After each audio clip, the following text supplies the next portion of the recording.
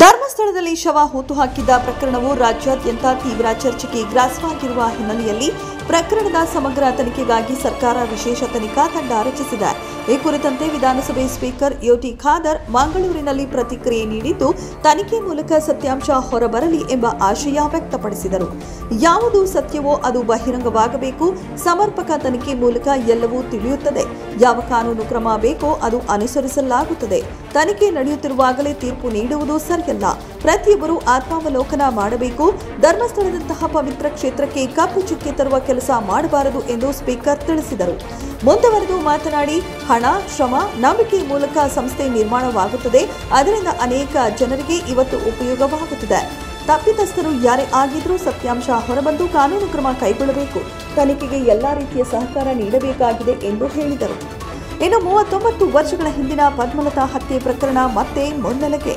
ಇತ್ತೀಚಿನ ಶವ ಹೂತು ಹಾಕಿದ ಪ್ರಕರಣದ ಬೆನ್ನಲ್ಲೇ ಧರ್ಮಸ್ಥಳದಲ್ಲಿ ನಡೆದ 39 ವರ್ಷದ ಹಿಂದಿನ ಪದ್ಮಲತಾ ಹತ್ಯೆ ಪ್ರಕರಣ ಮತ್ತೆ ಚರ್ಚೆಯ ಕೇಂದ್ರಬಿಂದುವಾಗಿದ್ದು, ನ್ಯಾಯಕ್ಕಾಗಿ ಪ್ರತಿಭಟನೆಗಳು ಜೋರಾಗುತ್ತಿವೆ. 1986ರ ಡಿಸೆಂಬರ್ 22ರಂದು ಧರ್ಮಸ್ಥಳದ ಬೋಳಿಯಾರು ಗ್ರಾಮದ ಪದ್ಮಲತಾ ಉಜಿರೆ ಕಾಲೇಜಿಗೆ ಹೋಗುತ್ತಿದ್ದ ವೇಳೆ ನಾಪತ್ತೆಯಾಗಿದ್ದವರು. 56 ದಿನಗಳ ಶೋಧನೆಯ ಬಳಿಕ ನೇತ್ರಾವತಿ ನದಿಯಲ್ಲಿ ಕೈಕಾಲು ಕಟ್ಟಿದ ಸ್ಥಿತಿಯಲ್ಲಿ ಮೃತದೇಹ ಅಸ್ಥಿಪಂಜರದ ರೂಪದಲ್ಲಿ ಪತ್ತೆಯಾಯಿತು.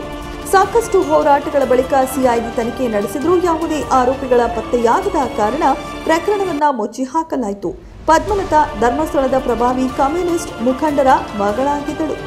ಅತ್ಯಾಚಾರ ನಡೆಸಿ ಕೊಲೆ ಮಾಡಿರಬಹುದೆಂಬ ಅನುಮಾನಗಳ ನಡುವೆ ಇದೀಗ ಈ ಹಳೆಯ ಪ್ರಕರಣ ಮತ್ತೆ ಬೆಳಕಿಗೆ ಬಂದಿದೆ. ಪದ್ಮಲತಾ ಸಹೋದರಿ ಚಂದ್ರವತಿ ಸದ್ಯ ಸಂದರ್ಶನವೊಂದರಲ್ಲಿ ಮಾತನಾಡುತ್ತಾ, ನನ್ನ ಸಹೋದರಿಯ ಹತ್ಯೆಗೆ ಈವರೆಗೆ ನ್ಯಾಯ ಸಿಕ್ಕಿಲ್ಲ. ಇತ್ತೀಚಿನ ಪ್ರಕರಣದ ನಡುವೆ ನಮ್ಮ ಸಹೋದರಿಯ ಪ್ರಕರಣವನ್ನ ಎಸ್ಐಟಿ ತನಿಖೆಗೆ ಒಳಪಡಿಸಬೇಕು ಎಂದು ಒತ್ತಾಯಿಸಿದರು.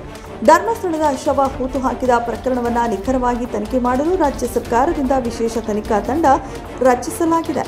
ಈಗ ಪದ್ಮಲತಾ ಹತ್ಯೆ ಪ್ರಕರಣವನ್ನ ಈ ತಂಡ ತನಿಖೆಗೆ ತೆಗೆದುಕೊಳ್ಳುತ್ತಿದೆಯಾ ಎಂಬ ಕುತೂಹಲ ಸದ್ಯ ಜನರಲ್ಲಿ ಮೂಡಿದೆ.